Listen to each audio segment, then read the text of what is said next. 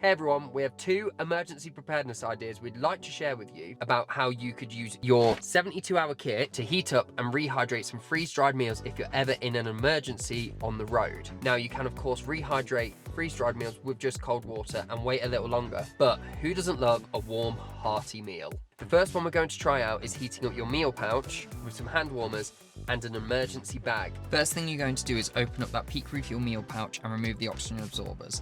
Then you're going to add 2 water rations to that pouch, give it a quick stir and seal it up.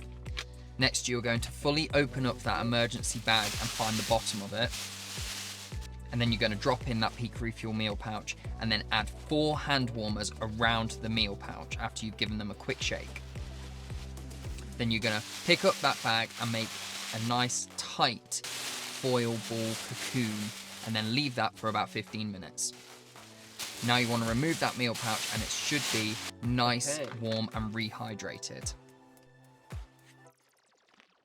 It's not hot, it's warm, but definitely worked. I left it for about 5 minutes longer, so 15 minutes. It's really, really good, guys. Definitely try this out if you need to. And there you have it, one meal made on the road with your 72-hour kit. This would be great if you're ever in an emergency situation with your kit and keep a spare meal in your car just in case. Check out our video next week to see what we have in mind for our next emergency preparedness idea. Follow along for the journey.